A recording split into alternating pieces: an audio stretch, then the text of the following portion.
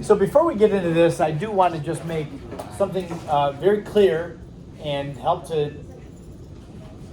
maybe change your habits. The quiz on Chapter 6 is a week from today.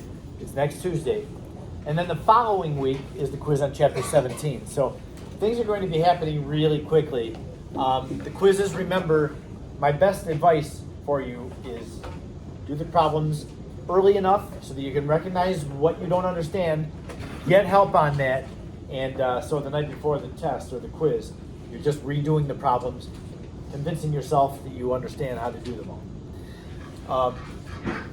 I would say don't take too many days off here in the next couple of weeks. If you need to take a day off, you have a tournament or a banquet or whatever,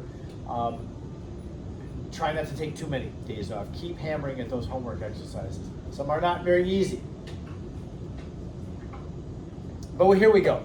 We have chapters 6 and 17. And today is mainly definitions. I don't have really much chemistry even. And this one kind of makes me sad because I told you that when we did the derivation of the ideal gas law that day a couple of weeks ago, I said, I'm not going to do that. Every class now until the end of the year is going to be chemistry, not physics. I wasn't thinking about today because, it's almost all physics again today. Thermodynamics and energy is very physics heavy. So for instance, you see right off the bat, we're talking about work here, and there's a guy pushing a box. That's work. That's physics. The point of this is we need to get some definitions, some baseline definitions out of the way so that we can build on something with thermodynamics. And so we need to define what work and heat are. And you'll see on the next slide why work is a part of this, even though I guess you saw in the reading assignment that work matters, that we have this internal energy term. But anyway, I would also mention that force, not force, I have force up here, but work it's a function of two things. There's a force being exerted and there's a distance that the thing has to move. The work would be done from the perspective of the box. The person is probably exerting more energy than just the amount of force it takes to move the box, because the person has to dig their feet into the ground. It may be an awful lot of effort for this guy to move the box. But that's what the definition of work is. You have to exert a force and move something over a certain distance. The unit on work is the joule, just like our unit on energy is the joule.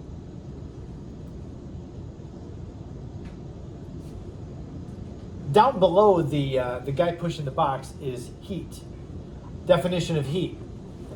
There's a classic example of heat. It's the egg on a frying pan. You've got a very hot frying pan, so you put the cooler egg on it, and there's a transfer of energy.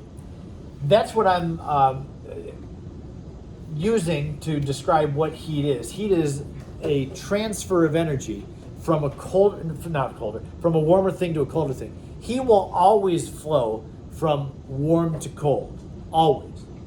Heat's always warm to cold. The unit of heat is the joule as well. So what doesn't really seem like the same quantity uses the same unit. Work uses joules, heat uses joules. How can we get away with both those terms being measured in joules? Well, take a look at the top of this slide. It says, what is energy? Is kind of cut off there. Energy is the capacity or the ability to do work. Energy is the capacity to do work. And what's the unit on energy in general? Joule. So can heat do work?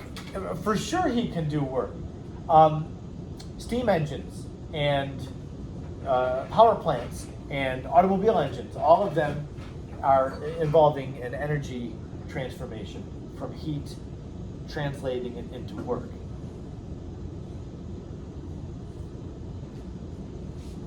So you can't do any work unless you have energy. The more energy you have, the more work can be done. there's always the classic example of if somebody drops a penny off the top of the Empire State Building and it hits a person on the head, will it kill them?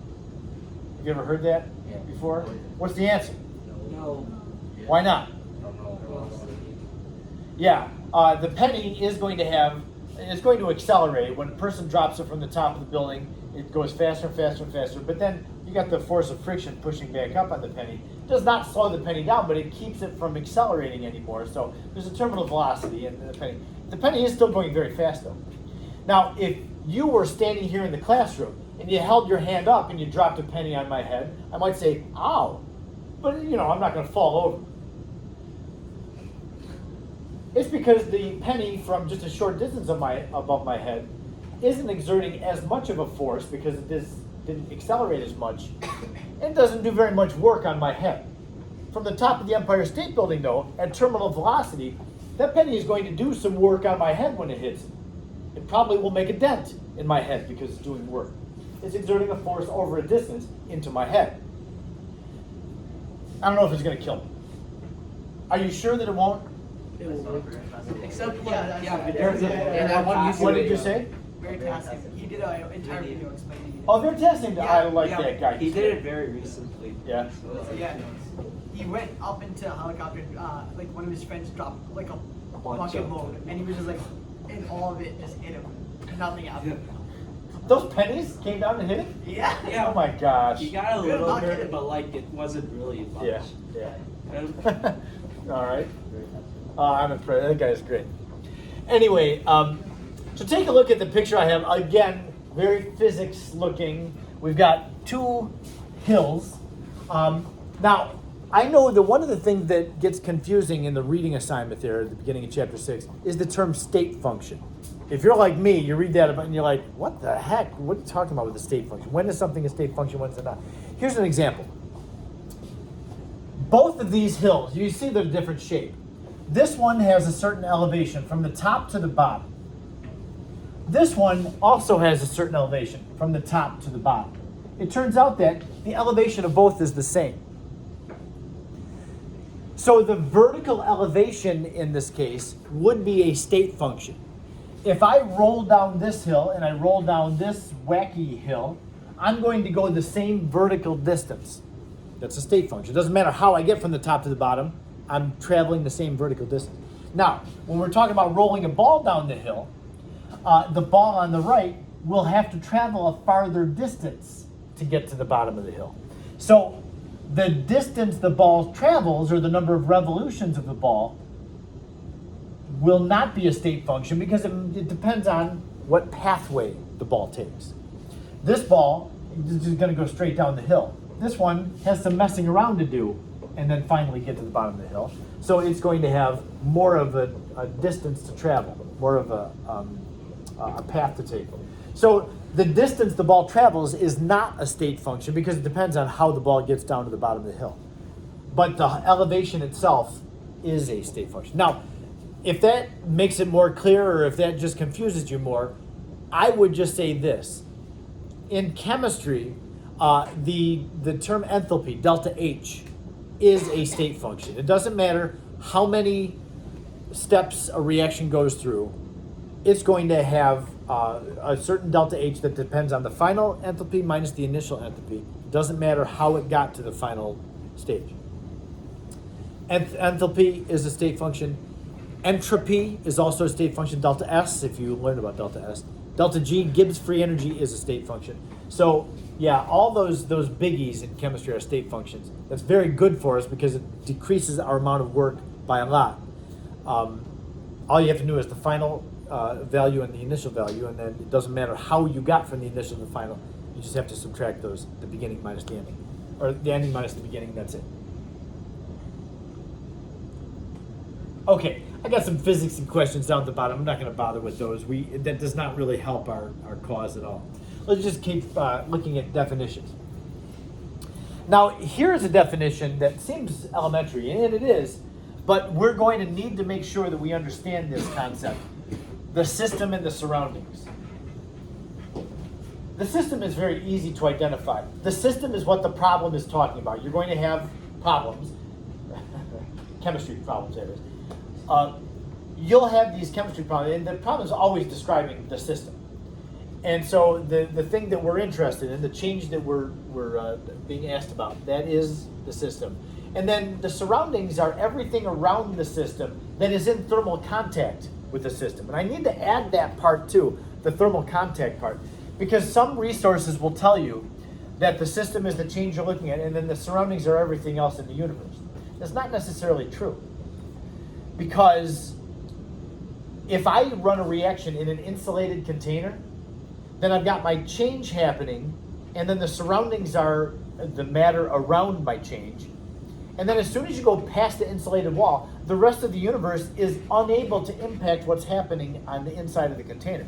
So that's where I have to add the thermal contact part, because when you have a reaction going on in an insulated container, what's going on outside of that container in the world has no impact at all on the system and surroundings.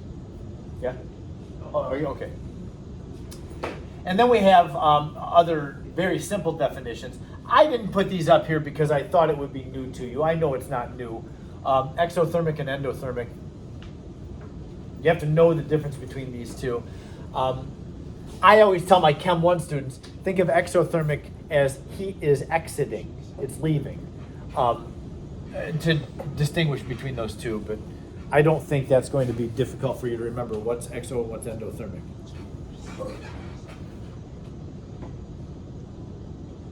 All right, so that takes us to another physics thing, the first law of thermodynamics. This was one of my questions on another reading quiz today, was describe the first law of thermodynamics in 10 words or less. And here is a fine description of the first law of thermodynamics. The energy in the universe is constant.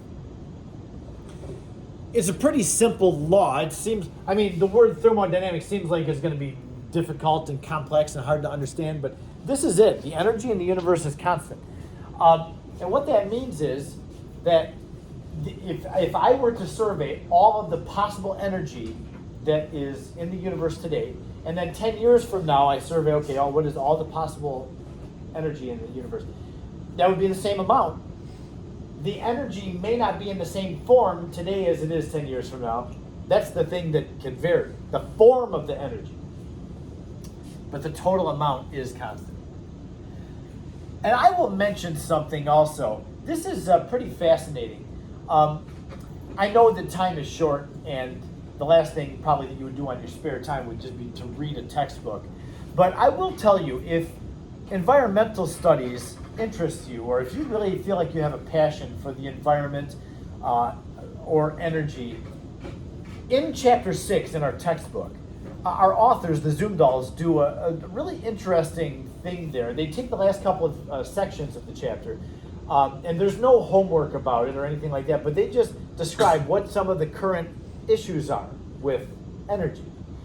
Like, it should be noted that we don't have an energy crisis because of the first law of thermodynamics. We don't have any less energy than we did back in the 80s.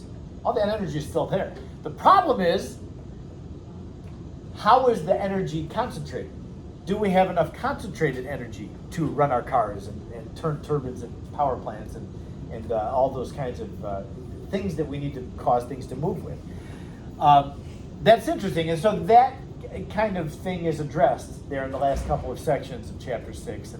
And it's worth reading, I think, just for a little edification. So I would encourage you to do that if that's interesting to you. Also, we get this notion of the conservation of energy from the first law of thermodynamics. Energy is not created and is not destroyed. That really is what the law of conservation of energy says too. That's what this law is getting at. I have a picture here, and I don't really know what caused me to put this picture. I was looking for something that would describe the first law of thermodynamics. I came across this and thought it looked like a cool picture. We have this big, huge mass, and it's hitting the Earth.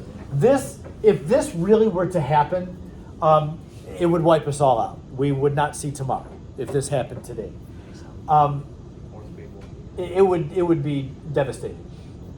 But even with a huge grand scale change like this, the total amount of energy before that impact is the same as the amount of energy after the impact. That's what the first law shows. This is not really being described by the first law of thermodynamics, but it just comes after it. And you read all about this. Delta E is the amount of internal energy that a system has. We're thinking about a system, whatever it is. Could be an engine, it could be a chemical reaction, whatever. Could be a balloon with some air inside of it. Delta E equals Q plus W. We saw all that. In fact, we talked about it with the reading quiz, so we don't need to act like we didn't see this already. Here's something interesting, too, that I think was in the reading yesterday. Did you read that in science, we take the system as our frame of reference? We pretty much build everything from what the system is doing. But if you're an engineer, it sounds like, and I don't know this because I didn't have any engineering.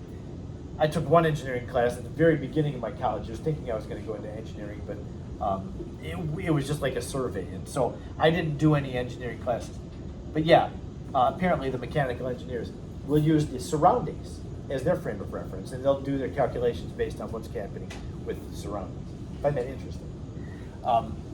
But we will always consider the system. So if you have a positive delta E, that means that the system has taken in energy. It has more energy than it did before. Even the very simple act of compressing a gas, you're adding to the energy of the system. You're adding to its potential energy. Because a compression of a gas means that if you let that gas go, it's going to be able to expand. And when it expands, it can do some work. That's exactly what happens in the piston of a car engine. Is you take the piston and inside the cylinder and you compress the gas inside. A spark will ignite some gasoline and it will expand that. So that expansion can be translated into some work. Barry Tassin also did an entire video about engine knocking as well. Just on like cars. Who talked about engine knocking? Barry Tassin. Oh, did he? Yeah. I wish I had time. If I had a few minutes to sit and watch YouTube, I would watch Veritasium over everything else pretty much. Because yeah, he's very good and interesting. And he doesn't.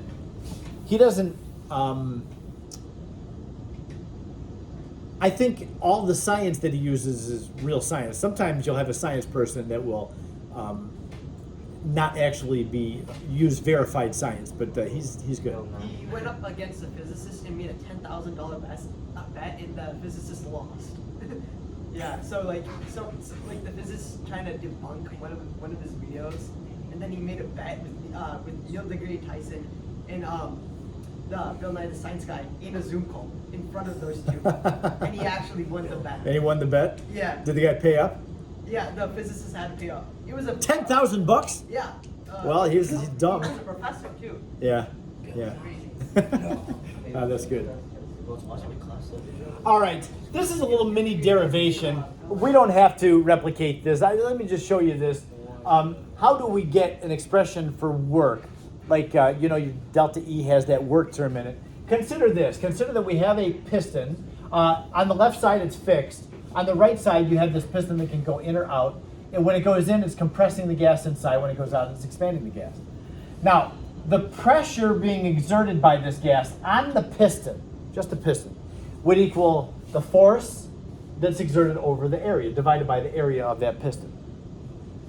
All right, well, we'll just put that in our pocket for a moment and consider if the gas is able to expand due to a pressure, the work that's done by that expansion would be the force times the distance. Now the force is the same as that force, and we're going to just keep that in mind. The distance, though, if the current distance is considered h, when the piston moves out some, that'll give us a change in h, a delta h. So the work is force times delta h. Delta h has replaced the distance. Now, because the pressure equals force over area, I have a force term here. If I just take that area and move it over, solve for force. Force is pressure times area. Then my work expression can replace force with pressure times area. And that will mean work equals pressure times the area times the delta H. Well, what we have here is we have a cylinder. Starting here, if the piston moves out some, then we have a change in the volume. The volume right now of the cylinder is the space occupied by the red particles. That would be calculated by taking pi r squared, that's the area, times h. So the change in the volume would be the pi r squared, the area, times delta h. So that's what's happening here, is the change in the volume is the area times pi, the area is pi r squared, times delta h. So the work is pressure times the change in volume, is really what I'm getting at. So work is pressure times change in volume. This, by the way, Adi, is why I'm giving half credit for people to not have the negative sign on the reading quiz. This is because work equals pressure times volume. And nowhere in here was there a negative sign. See that? There's no negative sign in here. And that's fine. On the next slide, it says, well, the system has to use some of its energy in order to expand.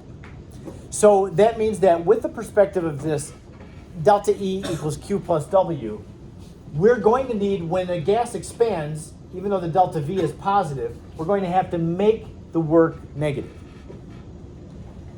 So when you calculate the work done by an expanding gas, I want you to always use the formula negative P delta V. Is it wrong to say that work is P delta V, the work done by a gas expanding? No, it's not wrong. However, in our sign convention and what we agree on to use for the negative sign, again, because of that delta E expression, we're going to make our work negative when a gas expands and positive when a gas gets constricted.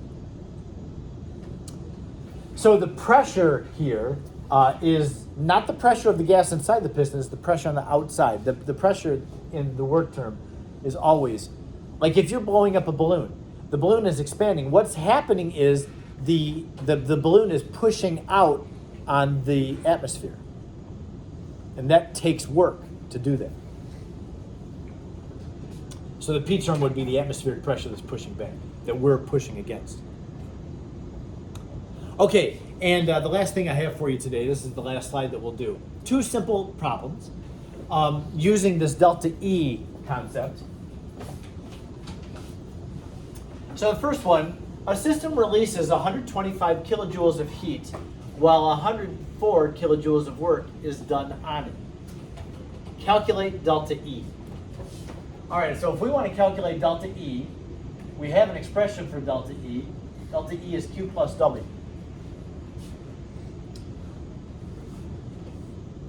The 125 kilojoules of heat, which term is that? Q or W?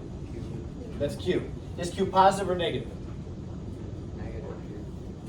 How do you know? Because it releases. It says the word releases. So Q is negative 125 kilojoules. And by the way, I know I've been talking about joules. A joule is a very small unit. It doesn't take much to release some joules of heat. It's very common for us to use kilojoules rather than joules because we'll have a lot of joules. Then the work there we're given, it says, while 104 kilojoules of work is done on it. So is the work positive or negative when it's signed? The work is being done on the system. Positive is right. It would be positive work. Positive 104. Okay. So pay attention to what direction the energy is going. Is the heat coming in or is the heat going out? That's what determines the sign on Q. And the same thing for work. Is the system expanding? That work has to be negative. Is the system getting compressed? The work is positive.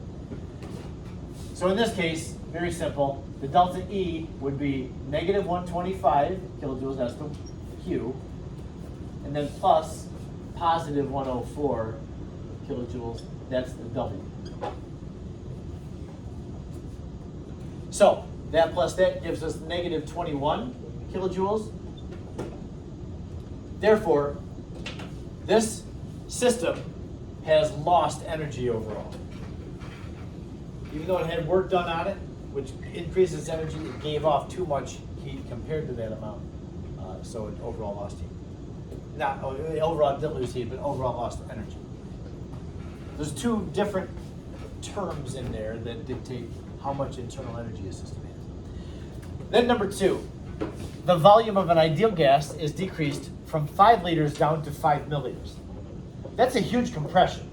5 liters, 5 liters would be the size of a basketball, maybe would be 5 liters.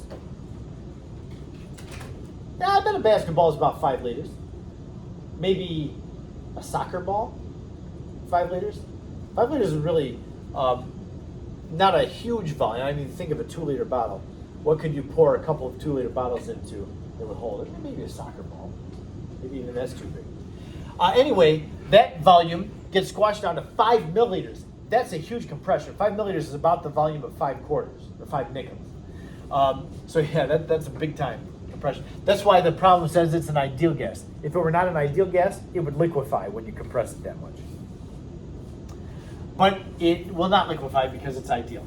So 5 liters down to 5 milliliters at a constant pressure of 2 atmospheres. What is the work that goes with this process?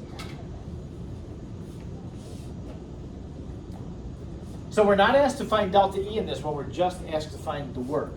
So the work is negative P delta V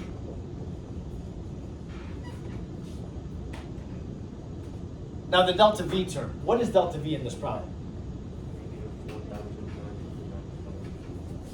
All right, so you're going with delta V.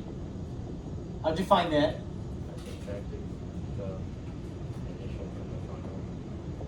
You did that in milliliters too, didn't you? Okay, so 5 milliliters minus 5,000 milliliters. Now I do have to qualify something. That 5,000 milliliters started with 2 sig figs, the 5 and the first 0. So right now it only has 1 sig fig. So how do I make it 2 sig figs? Yeah, we label the 0. The first 0 is significant by putting a line over it. Yep. So that minus that gives me delta V equals negative 4,995 ml. Now our rule for sig figs is this. When we're adding and subtracting, the rule goes like, okay, we don't care about how many sig figs we are. That had 2 and that had 2. But it doesn't matter. It does if we're multiplying and dividing, but not adding and subtracting. What matters is where the last significant digit is in your measurement. This number goes to the 10th place. This number goes to the hundreds place. The hundreds place. That means that I need to round my answer to the hundreds place. So what does it become? What is 4,995 rounded to the hundreds place? It would be 5,000 with a line over the 0 again. ml. Yep, because that's the last digit. That 9 rounds it up, so yeah, I'm stuck with 5,000 again. So really what this means is the final volume is so small it's insignificant. It's insignificant. Okay, so we have a delta V. We'll go with Aaron, I guess, and use milliliters. I would have liked liters, but we'll go with what you said, because you said it first. The work equals negative the pressure, which is 2 atmospheres, 2.0 atm, times negative, Adi, 5,000,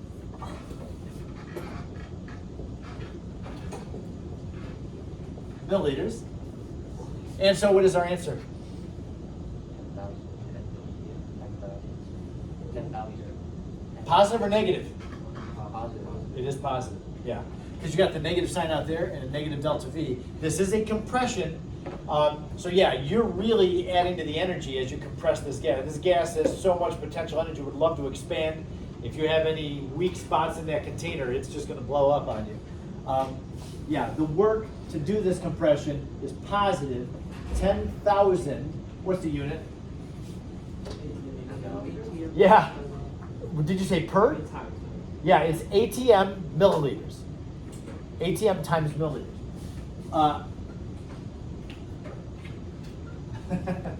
That's a less than ideal unit for work, but it's fine.